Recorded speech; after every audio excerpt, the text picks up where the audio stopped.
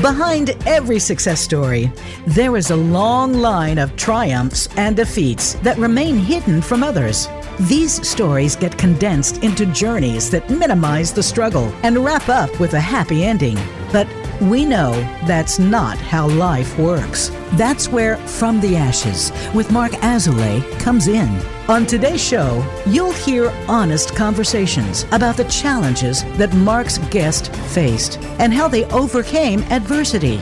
Now, here is your host, Mark Azoulay. Welcome back to the show. I'm your host, Mark Azoulay, and I'm sitting here with Michael Harris. He's a coach, entrepreneur, speaker, survivor. He's part of this program called Endless Stages, and I'm really excited to share your story with our audience and really talk about your From the Ashes story, right? And like how you recovered and made a wonderful life from tragedy. So welcome to the show. Thanks, Mark. It's really great to be here today. And I've listened to some of your past episodes, and there are really some remarkable stories of people rising from the ashes. Did I say asses? I meant ashes. Yeah. So without further ado, let's just dive right in. What's your story? What is your From the Ashes story that you're bringing today? Well, have you ever seen a forest fire go through a forest and burn it up, and then a couple of years go back through again and burn it up, and then a couple more years later go back and burn it up again? I mean, kind of. I mean, Colorado, I've been through that. Yeah. I mean, we got smoke around where I live. I live in Central Oregon, so. Yeah. I had that image once of driving through some burnt up forest and, just thinking about my life and what I went through and all of that. And it seems so much of it seems so far away. So, I mean, starting out at 12 years old, I had a pretty massive water skiing accident. I was a hotshot golfer. I had won the junior championship at Portland Golf Club in 1971. And then we went water skiing for a couple of weeks down at a lake on the Oregon coast. And at that time, I was starting to experiment, even at 12 years old, Mark, with cigarettes and a little bit of pot and a little bit of alcohol. And here I am, 12 years old, out with some buddies out on the lake, a couple 15, 16-year-olds and my brother and a few other people, and smoked a little bit of pot and thought I was a hotshot water skier, just like a hotshot golfer, right? Yep. And, I'm going around the lake and, again, it's 1971 and I'm on the outside of the wake and I end up hitting the beach. I don't know how fast I was going, about as fast as you can go from being whipped water skiing on a boat, whatever speed that is, 40, 50, 60 miles an hour. Yeah. I don't know. It was fast. That's fast. Yeah. But went head over heels and went to what the local hospital there at that time, which was really small. And they basically said that I was just bruised and I was going to be okay. Well, the next day I ended up back in a hospital in Portland. Mom drove us back to Portland, a couple-hour drive. And before I knew it, I was waking up 10 minutes later. 10 days later. Oh, wow. From a coma. Whoa. And they had removed 60% of my liver, my gallbladder. I had broken ribs. I had a collapsed lung, 21 blood transfusions. The surgery was 20 hours long. Holy shit. Yeah. And I had slid into a coma. Mm-hmm. So, in hindsight, and I'll skip forward real fast, I've been sober 33 plus years right now. So in hindsight, this was really my first alcohol-related accident. I didn't think about it at the time like that. Of course, I'm a 12-year-old kid.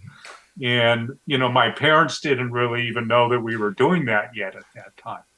But I had this accident and I died and I left my body. I had a near-death experience. And I was in an area, garden area, where there is, I still call it spirit. I call it spirit. And I don't really remember what was said, except for a couple of things that I wasn't through yet. And it was time for me to go back. And I didn't want to go back. And I reached out. And as I felt myself coming back to my body and saying, I'm not ready to go. And they say, you're not done. So apparently I'm still not done yet, Mark. That was 1971. So that was 51 years ago. And I guess I'm still not done. Yeah, well, hold on. Can we go into that a little bit more? Like, do you Yeah. remember how you felt or how vivid this was, or The near-death experience? Yeah. Was it kind of like a dream during the coma, or like what happened? Yeah, and even during my surgery, I felt like I was outside of my body, looking at my body, and I was standing there, and I was holding the hand of a man that seemed to me, I call him Fred. He's still around. I still call him Fred. Mm-hmm. He's 6'2", 6'4", pretty tall. He had blue jeans and a red plaid shirt on. And the only thing that I can think of, rather than looking like some Indian mystical angel type person, was that this spirit came to me in a way that I would understand. Yeah. Right. And I still talk to him all the time, and say, hey, Fred, what do I do? Fred, how do I do this? And Fred just does he respond? Like, do you get spiritual messages from him? Oh, absolutely. Yeah. And even the idea of writing the book, and it was just like, yes, write the book. Mm-hmm. Which that's a whole nother story in itself, the whole book thing, which I hope we can touch on, because stories are so important, I believe, in healing and recovery and connecting with people. We've been doing it since the beginning of time, telling stories around the campfires. Hey, you can't believe how I killed that dinosaur today. Now we've got food. I'm going to slash some meat off him. He was going to get me, but no way. I got him first. Mm-hmm. The hero's journey. Yeah. We're still telling it. Mm-hmm. Yeah, we'll definitely come to that. I'm a huge fan of like mythology and storytelling, and the way that it conveys information. It's the most effective way. It's a very human way, like you said, of conveying info. Yeah. And teaching lessons. Fables and myths are how we've formed culture. Absolutely. Yeah. In most stories, like I have a book, and there's lots of books out there, and there's various religious manuscripts, whether it's the Bible or any other type of manuscripts. It's still verbally passed knowledges from one person to the next. Mm-hmm. And the book is just the imprint of that verbal knowledge. At least that's the way that I look at it. Yeah, I think that's true, right? It's an oral history that kind of gets passed down and colored by culture and colored by lineage. So we'll certainly get to that, but I want to bring you back to your story, right? So you have this near-death experience. Does it change anything in your life? Like, do you learn anything at that point? Or do you have to go through a couple more fires to get well, I went through some more fire. Yeah. One of the things that started happening, especially within a couple of years of that, 13, 14, 15 years old, I became very angry at God. Mm-hmm. And I always had a belief in God. I was, never avidly religious, but we went to a Presbyterian church, and I had just this belief in God growing up and always felt that God was there. But when I came back, I became angry that I came back. And instead of having this experience that some people have with near-death experience, and they come back right away and have this beautiful message, I suppressed it some and became angry. And as a result of that, I started drinking more. The liver does grow back. I don't know if it grows back in the way that's originally you're born with, but it grows back. At least in that situation, not in cirrhosis or cancer, but in a ruptured liver situation. They took out 6% of my liver, and it showed that it had grown back. So as I started drinking as a kid and as a teenager, it really gave me more self-esteem, because I really had low self-esteem, didn't think I was worth anything, didn't think the girls were going to like me, although I always had a girlfriend in some way, shape, or form. But it just it gave me more power, so to speak. It's like I'm somebody now, and it hid away all that discomfort, that emotional feeling that I had. And even as a kid, I would tell my parents, that I didn't feel like I had recovered emotionally, that I felt like I had recovered physically, which they were really happy that their kid was still alive, but I was torn up inside. Yeah. Well, fast forward a little bit more after wrapping my mom's car around a telephone pole and hitting a house in the middle of the night that jumped out after a night of drinking, or getting, pulled over out in the middle of the desert in Eastern Oregon, in the middle of the night. I started to realize that maybe I had a problem, with alcohol. Yeah. And such. And I had tried in the 80s, I tried to get sober off and on, and not always successful. And then this comes up to 1986. There's kind of a compressed period in 86, 87, 88. 86, I ended up at OHSU, Oregon Health Sciences University, and they told me I had vascular disease, peripheral vascular disease. I'm in my 20s and I have a disease of an 80 or 90-year-old. And my right leg was 100% blocked and my left leg was 65% blocked. What does that mean? Like, did you have lack of feeling or lack of control? Like what? Well, I had numbness in my legs. I was on a cane. I always thought it was some nerve thing, but I'd gone to a chiropractor and the chiropractor said, it's not nerves, it's vascular. You need to see a vascular person. Mm-hmm. And which I didn't really know, what it was because I had never been exposed to that before. Mm-hmm. But they said that they were going to be taking my right leg and my left, and, they gave me various variations to that. I had a couple of surgeries in 86, November 86, early November, and it restored the blood flow. I was back in the hospital next month with blood clots. I was in and out of the hospital a couple of times, and then May of 87, they wanted to do the surgeries again because I had reblocked. And Mark, and I don't know why I did this at the time, but I said no, and I left the hospital AMA against medical advice. Mm-hmm. And to make kind of a longer story a little bit shorter, I didn't really know anything about anything at the time. I've been struggling with sobriety in and out, but ended up at a place called Pritikin Longevity Center, which was in Santa Monica. And it was right on the boardwalk, pretty close to the Santa Monica Pier. And I had read a book. It was actually a diet book about food and vegan food. And, now they call it plant-based, but back then it was different terminology. And the doctor there, he said, well, when it hurts, get up and walk. Mm-hmm. And I said, well, what do you mean? He says, well, when you start walking, you start building new blood vessels. I said, really? Because the doctors in Portland had told me not to walk when it hurt.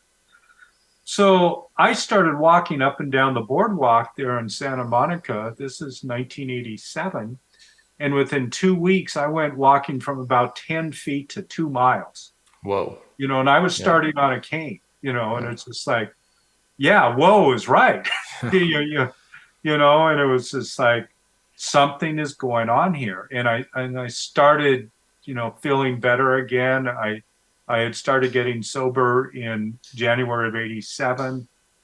But then December 88, I ended up drinking one more time. That was the last time, December 88. And it put me in the hospital again.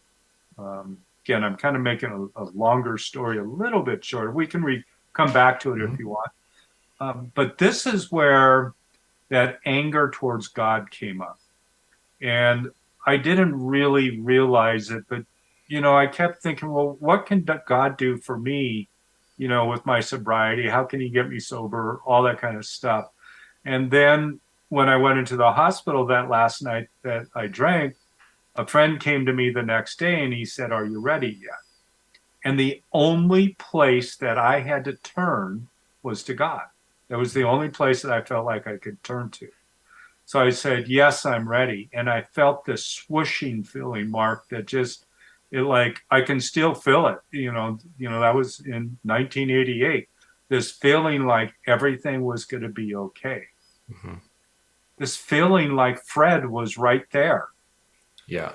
Yeah. And I knew my whole life was going to change.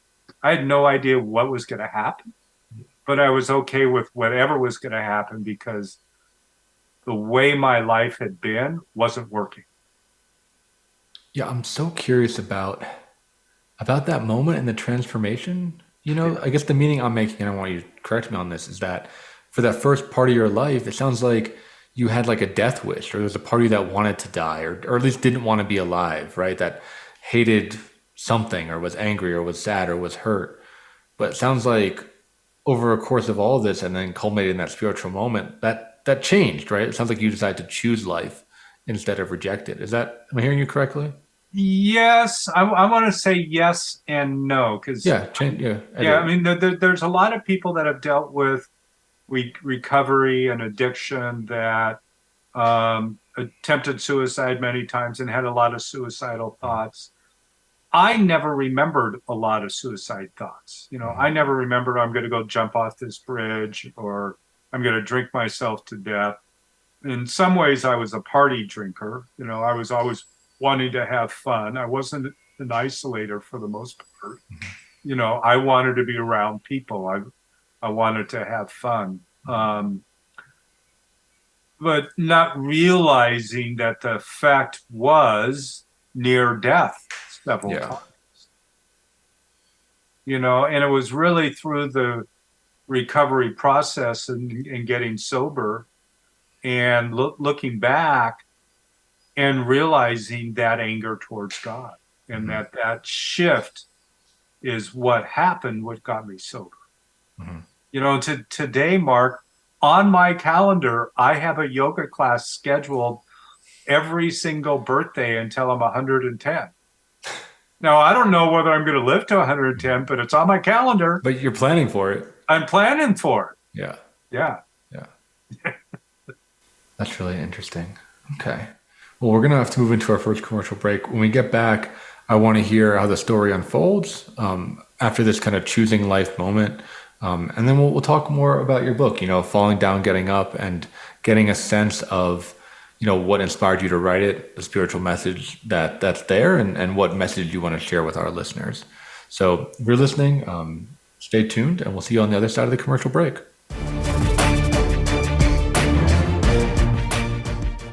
In Mark's work with high performers and business owners, it is becoming increasingly clear to him that their biggest obstacle to success is themselves. They are experts in their field, but are dragged down by their anxiety, poor time management, inability to focus, or self-sabotage.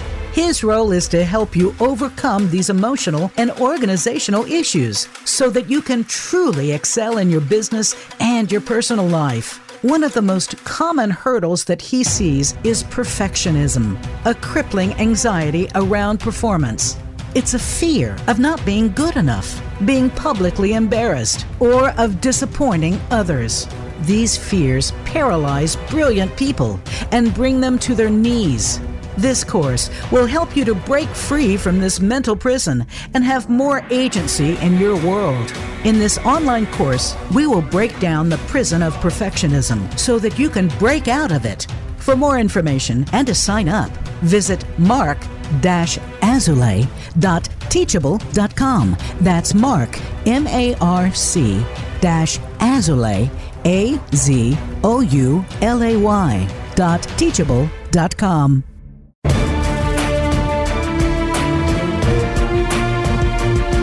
You are listening to From the Ashes with Mark Azulay. To reach the show today, please call 1-888-346-9141. That's 1-888-346-9141. Or send an email to podcast@mark-azulay.com. Now, back to From the Ashes. Welcome back to the show. I'm sitting here with Michael Harris, and we're just hearing about your story of growth and transformation, right? Like you said, being a wildfire that's been burned over and over again. And you ended the last segment talking about the spiritual moment where it sounds like you really surrendered to God and you really let God in to heal. So I'm curious, where does the story go from there? Well, you know what, to touch on that moment just for a moment. Yeah. there was a life-changing decision that I had. I had been angry at God for so long, and then, like I had mentioned previously, I had no other place to turn, and I kept hearing that it was the only way that I was going to recover. And I'd heard the doctors say that they didn't save me, that God must have saved me. I mean, so I've been hearing this message for a while, and as soon as that moment came of making that decision to turn my life over, everything changed. And within a couple of months, my life was on track, and I started discovering more about who I was, not only who I wasn't, but who I was. And, as I moved forward, and I kept hearing what I'd heard way back too in 1971, that everything is going to be okay. And I heard the spirits say that. I heard my spirit guide Fred say that. And, it just kept coming. I heard my friends say that in the hospital room. Everything's going to be okay, Michael. And it is, because, that's 34 years now, almost 34 years, and everything is okay. And, one of the things, and I want to touch on this briefly, Mark, as well, at the Longevity Center, at the Pritikin Longevity Center that I'd gone to previously, I had done my first yoga class there. It was more like a gentle stretching class. But yoga has been a huge part of my story and a huge part of my healing. And in addition to the walking and the yoga, those two things are still my primary methods of healing and centering and being close to nature. I'm in the woods all the time.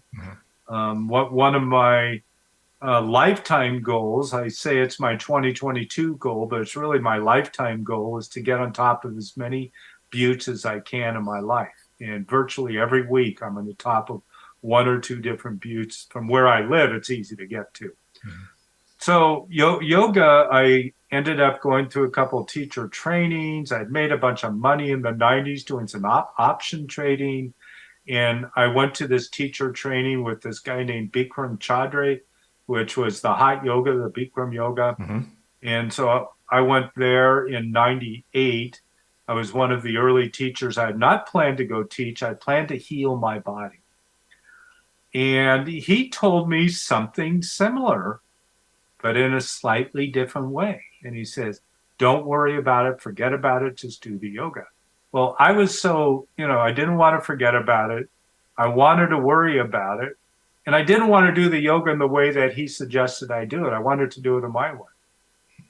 And he basically said, well, if you do it this other way, I think you'll get better results.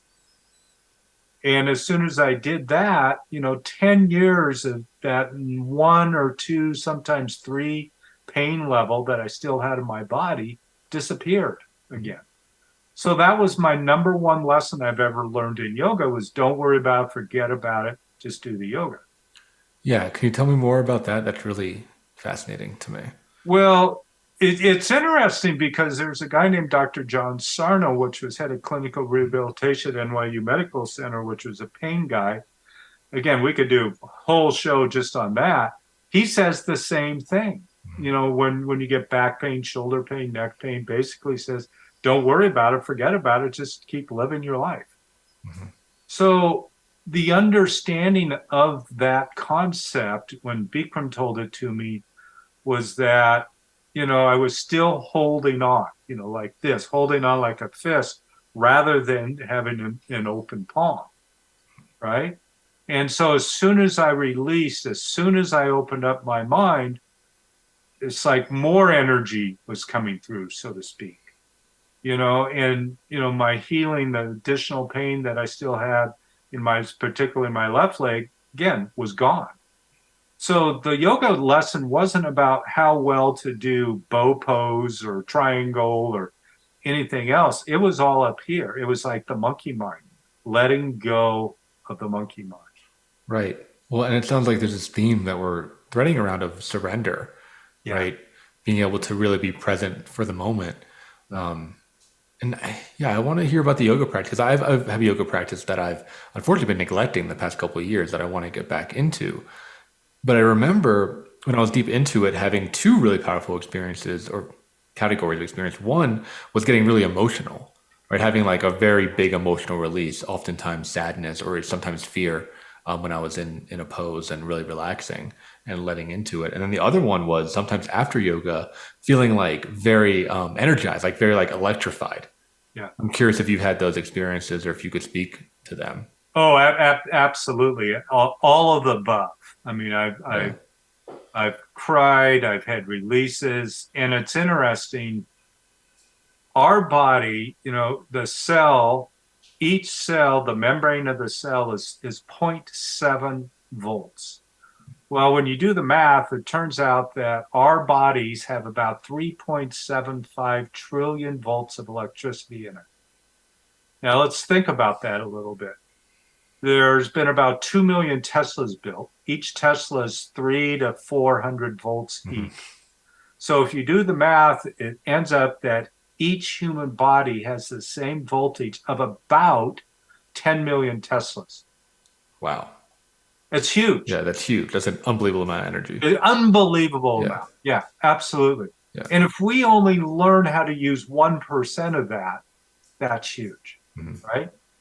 So like this idea of feeling like this energy, this charge, I mean, I definitely get it through my practice. And the more that I practice, the more charged up I feel, so to speak, right? Like if I'm practicing every single day, I really feel it in a different way than if I'm practicing 2 or 3 times a week.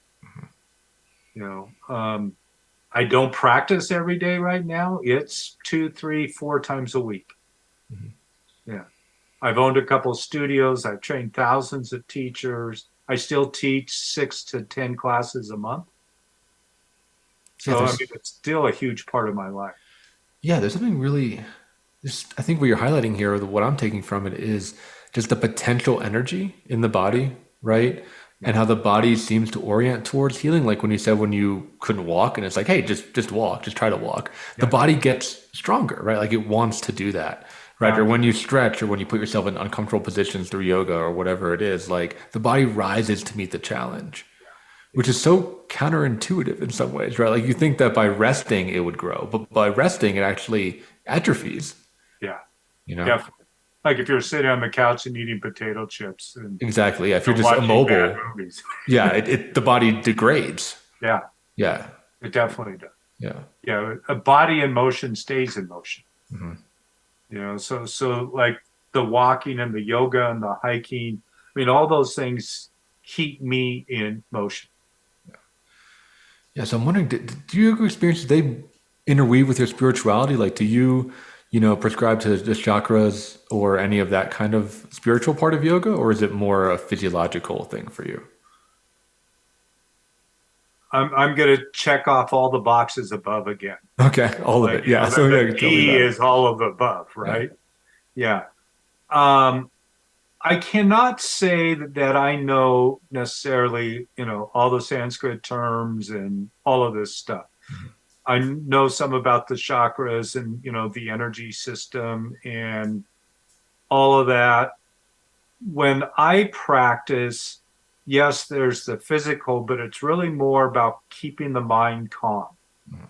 And when I teach, it's the same thing. It's about keeping the mind calm, regardless of the physical sensations that I'm feeling, or whether I like the person standing next to me or not, or whether I like what the teacher's saying or not, or how much I'm sweating, or any, emotions I'm feeling, or, maybe somebody cut me off in traffic on the way to yoga and they didn't know that I was going to yoga. How could they cut me off? So letting go of that type of stuff, so all those sensations and just being able to breathe, just nice, normal, easy breath with all of that happening around me or in me. Yeah, that was something that was powerful in my practice and still shows my meditation practice is when I get quiet and tune in, I actually see right now kind of how much pain and tension is in my body. Yeah. And it's like, whoa, I have this all the time? And the answer is like, yeah. you know? And like with all that restriction, it gets in the way of, I think, the life force that you're talking about that can come bubbling up by removing those barriers. Now, meditation, I mean, my brother he's passed, but he was one of the preeminent meditation teachers in the world. And, would meditate, an hour or two every day and all of that. Another friend of mine, she created something called 3x3 meditation, where you meditate 3 times a day for 3 minutes. And she, for the listeners, and if you know as well, somebody named Dr. Bruce Lipton, which was a cellular biologist, still is, and he's written like Biology of Belief and a number of other books. She went to him with her 3x3 meditation and said, "What do you think?" He said, "This is some of the most powerful meditation I've ever seen." Part of the reason is you do 3 minutes in the morning, you do 3 minutes midday sometime, and it's really that midday meditation, because by 12, 1, 2 o'clock, our minds are turning and turning and turning. And you just need to stop for 3 minutes and do nothing, and it just like releases it again.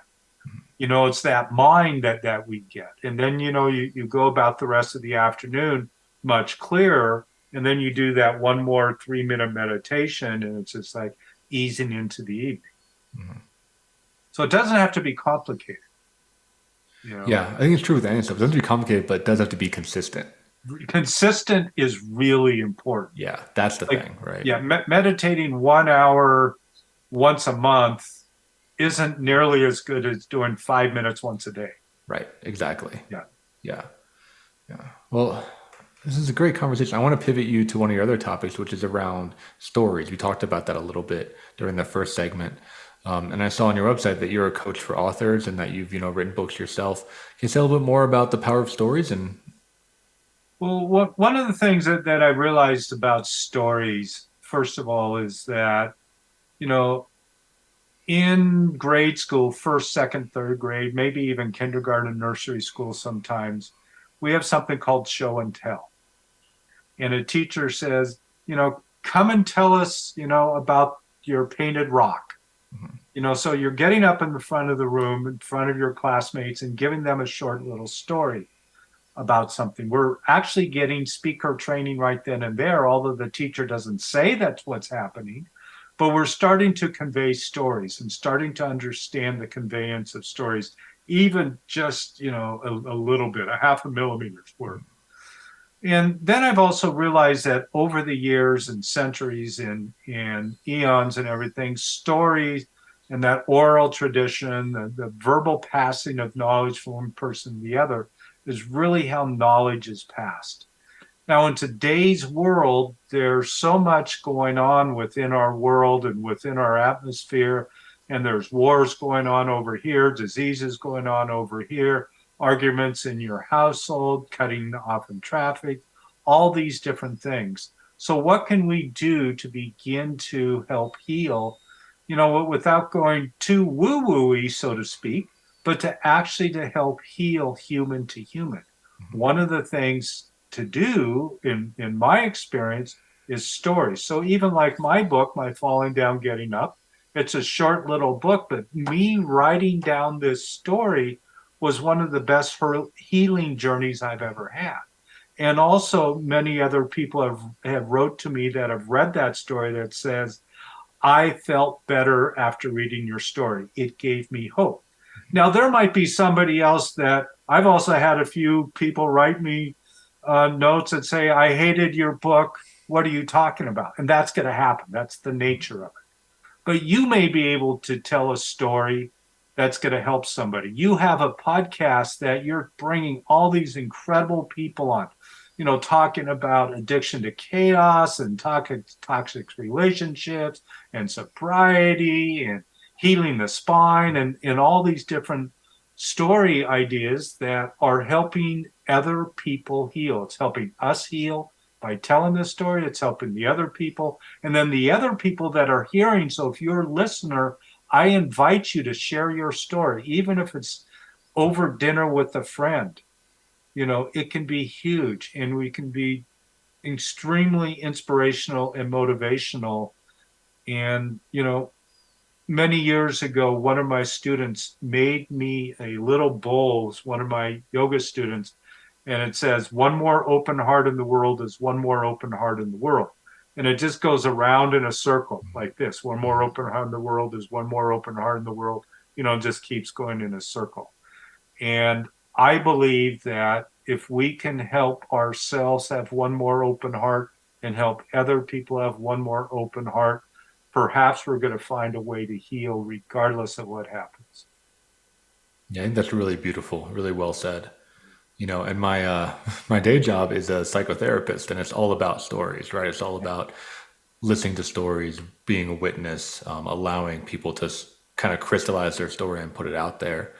And it's incredibly powerful. Yeah. And like you said, it's, at least the way I frame it is that it's very primal. It's that campfire experience, it's like you said, after the hunt, it's, sharing and connecting. And for many people I work with, not only have they never told their story, they've never thought about what their story is and what it might mean to them. Yeah. And they live their life very lost, I think, until they can get to a place where they can start to really vocalize it and work through it and not just report the facts, but feel it. Right. Feel through those memories and those moments as well. And I have to imagine writing a book, especially if it's, a memoir, is very similar to that. Yeah. And it's interesting for the fans of Gabor Mate. He was on a recent episode of Impact Theory, which is a really great podcast. And you can Google Gabor Mate, Impact Theory. He talks about our story. And it's really powerful if you've ever understood him, and he writes a lot about addiction and recovery and all of that. There's also the idea of, a lot of misperceptions about our stories. I've looked back on my stories and I've had ideas in my head about my story, and they were wrong. Yeah. Yeah. And it's just like, wrong and imprisoning, right? I mean, that's a big part of psychotherapy, is we believe stuff about ourselves that might not be true. Yeah. Yeah. There's lots of stuff I believe about myself that still are not true, I'm sure. Mm-hmm. Yeah. Yeah. So it's story to me is vital. And there's more books being published every year. Every year, more books are being published for a reason. Yeah. Right. People are out there sharing what they're passionate about, right? And sharing who they are. And I think everything being more accessible is helping all that, right? Yeah. Self-publishing, more technology, more things like that. It's almost like I feel like there's a responsibility to talk story right now, because there's some places in the world that you can't tell your story. If you say certain words, if you say the word war, you'll go to prison for 15 years and it's just like, really? So somehow I almost feel like by telling stories and having more podcasts and all of these, it helps, break that logjam, so to speak. I call it a logjam. Yeah, that makes a ton of sense, right? There's almost like an imperative to express the freedom. So we're going to move to our final commercial break. When we get back, I want to hear more about that process and what you might say to a listener that wants to get their story out there. Maybe that's afraid to get their story out there. Yeah. So if you're tuning in, stay tuned through the break, and we'll see you on the other side.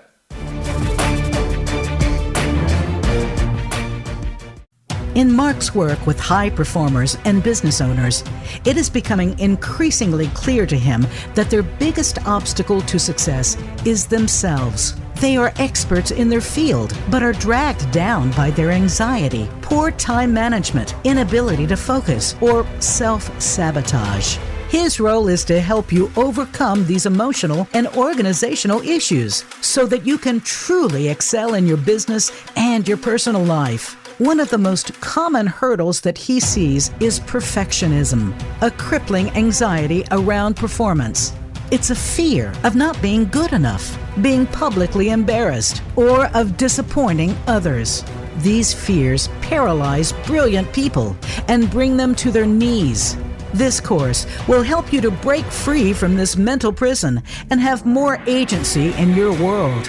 In this online course, we will break down the prison of perfectionism so that you can break out of it.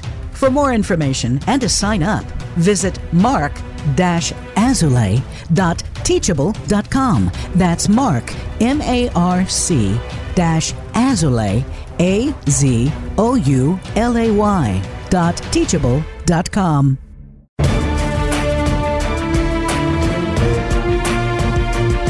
You are listening to From the Ashes with Mark Azoulay. To reach the show today, please call 1-888-346-9141. That's 1-888-346-9141. Or send an email to podcast@mark-azoulay.com. Now, back to From the Ashes.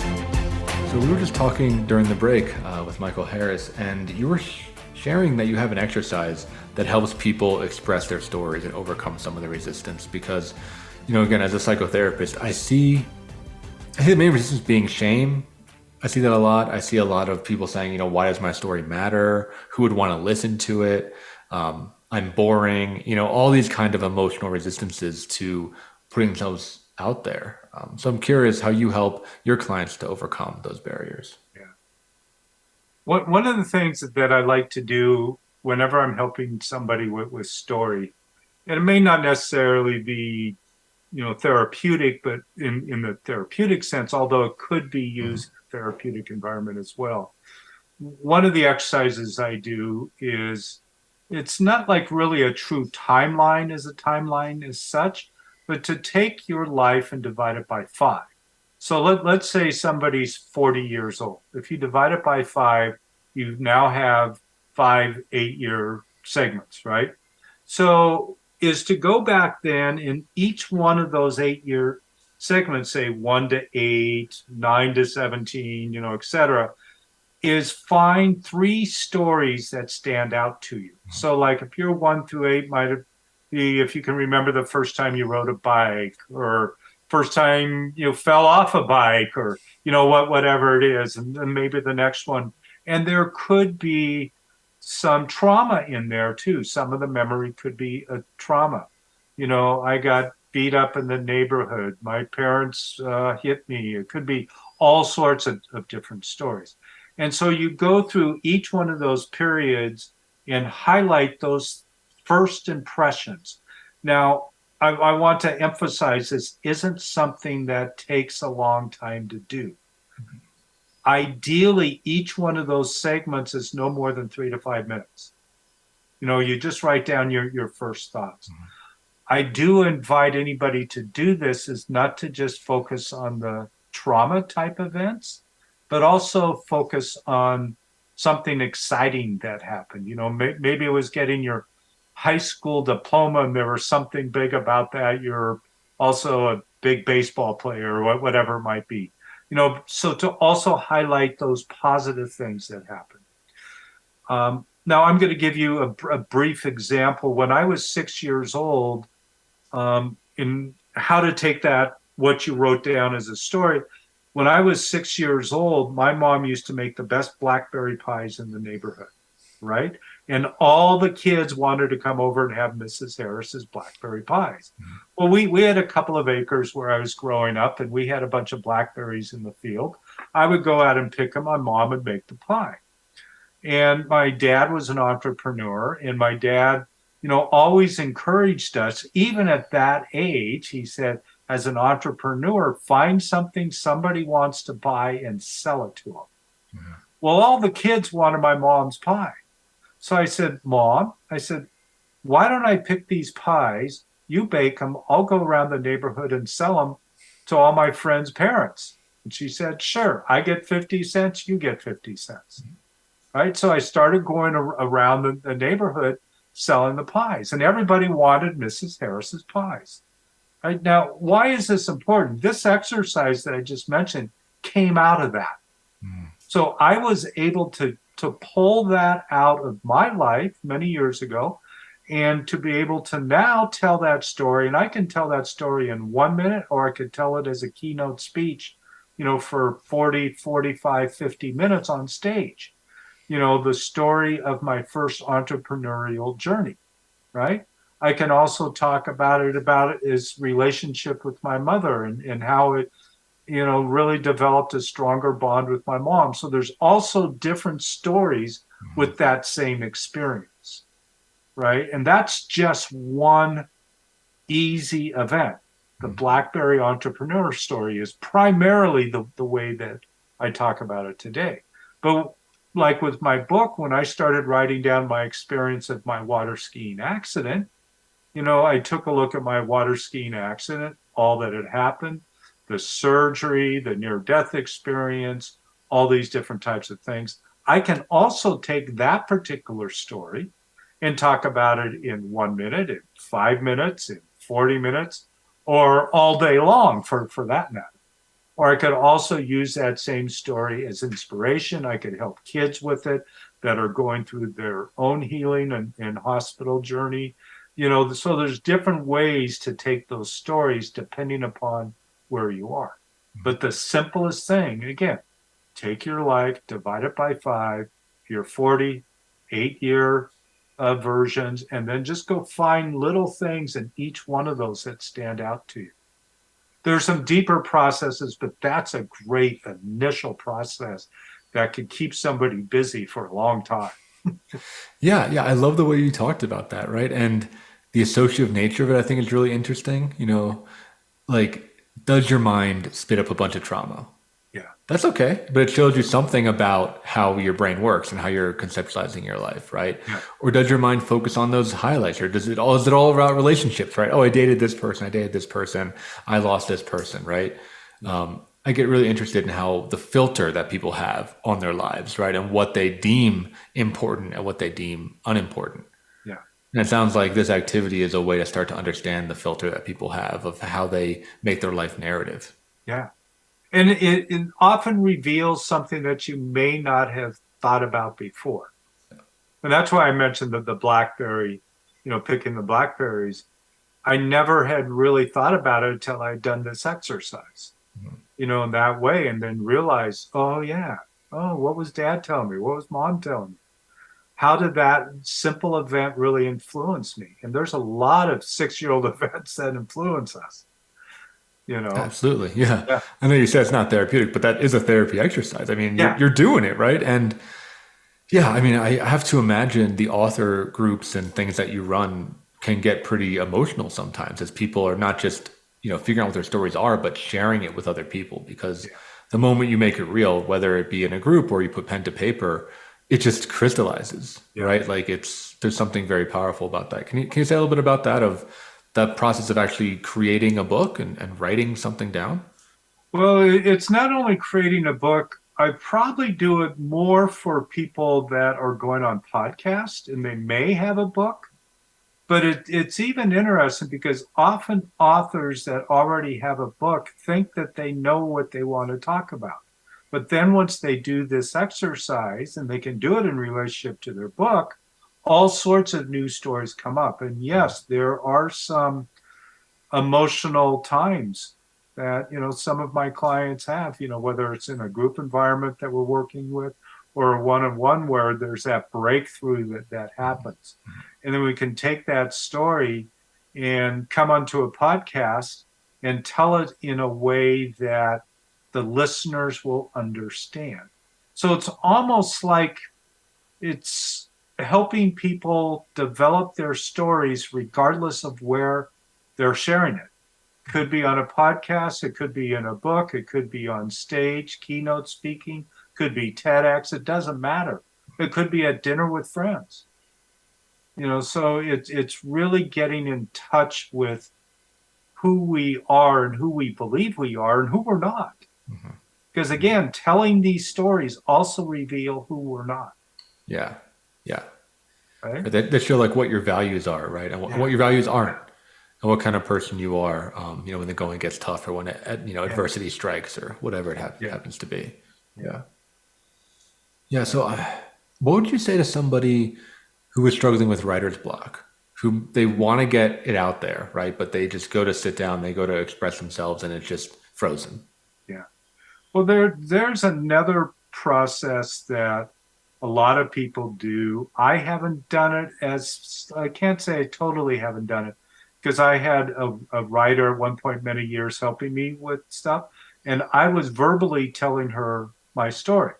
And she was recording it and then writing it down and drafting it out and then showing it to me.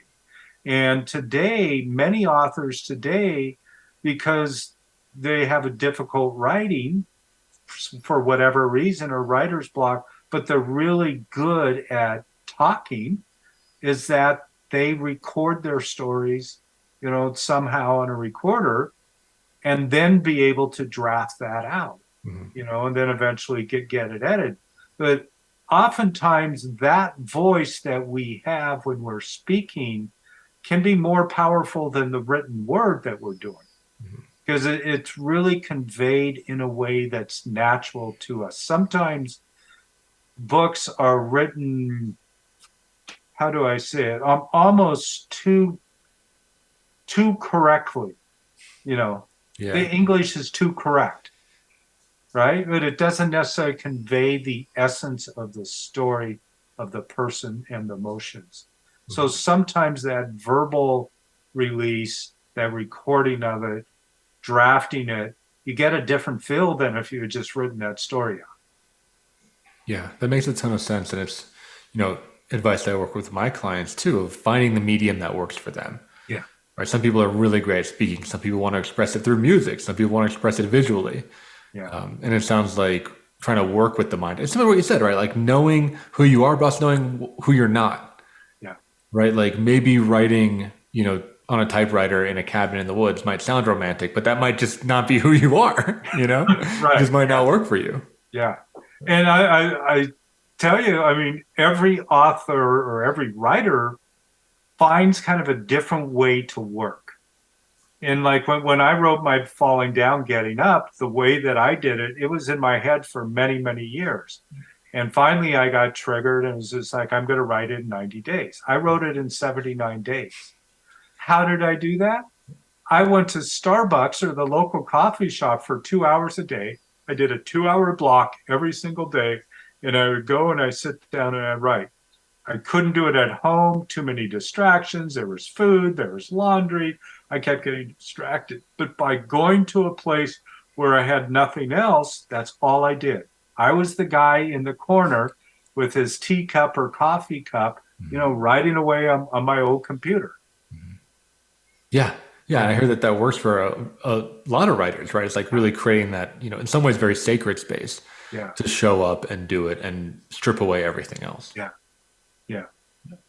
Whereas, maybe someone else works better in community, right? Maybe having like a group of writers that all are doing it together and have check-ins and accountability, that might work for somebody else as well. Yeah. And that does. The writers groups are very common. Yeah, doing a writing retreat, right? Where you go and you're doing 10 days and you're just writing all the time, every day, right? Doing like the sprint method. Yeah. So how would you, I guess maybe is it just trial and error, but how do you know which one would work for you? I think it's probably trial and error. And I don't know if I thought about it too much. It's a great question. It's just like, the only thing that I remember is sitting there at home, feeling like I couldn't write, and going to a coffee shop and going, wow, this really works. So it wasn't that I thought it out too much. I just kind of gravitated towards it. Yeah. But if you know that writing isn't your thing and talking is, try it out, see how it works. Yeah, find someone to talk to, right? Yeah. Or talk to a machine. Yeah. And then you can go to like rev.com or someplace else. There's lots of sites where you get transcripts and get a draft of it. Yeah. Yeah. And then edit it from there. Yeah. Yeah. So we're just about wrapping up here, but I guess what I was asking behind that question is a question that comes up a lot on this podcast that I want to ask you is so many people, healers, spiritual people, therapists, right? They say like, figure out who you are, find yourself. And I'm just curious, how do you do that? Because it's like that's the advice, right? That's the way to do it. But I think a lot of people get stuck because they get overwhelmed by that question. So I want to give you a chance to talk about what that process is like for you. Of how do you figure out who you are? Yeah, that's a deep question. It's a big one. Yeah. What's coming to me right now is that we often overcomplicate it.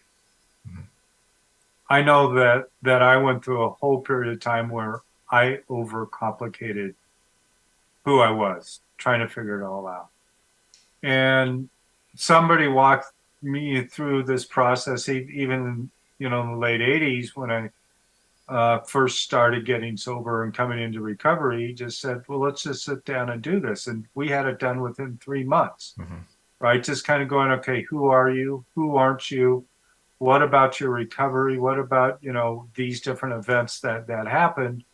How can you understand that? And so he just walked me right through that process without delay. And I think for me, I needed that incentive to just dive in. Yeah. Rather than sit around and think about something for a year. No, that doesn't mean that I don't reflect back on it and it hasn't changed. But that first initial go, just keeping it simple. I think that's really great advice, keeping it simple and getting that push, right, to just do it and not overcomplicate things. So Michael, this podcast went by really fast. I really enjoyed speaking with you. As we're wrapping up here, where could people find you if they want to learn more about who you are, what you do out there? The easiest place they can find me is just at my website. It's really easy. It's michaelbharris.com. B as in book, michaelbharris.com. And I mentioned this to you before as well.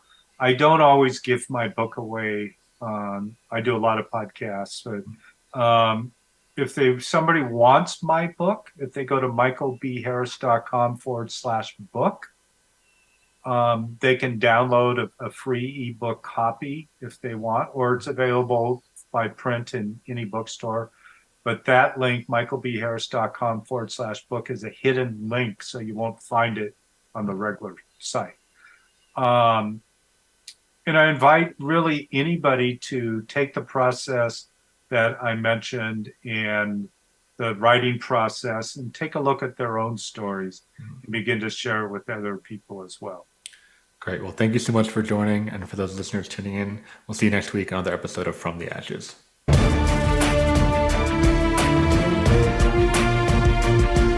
Thank you for joining host Mark Azoulay on From the Ashes. Be sure to tune in again live next Friday at 2 p.m. Eastern Time and 11 a.m. Pacific Time on the Voice America Empowerment Channel, or subscribe on your favorite podcast platform. Meet triumph and defeat and treat those two imposters the same.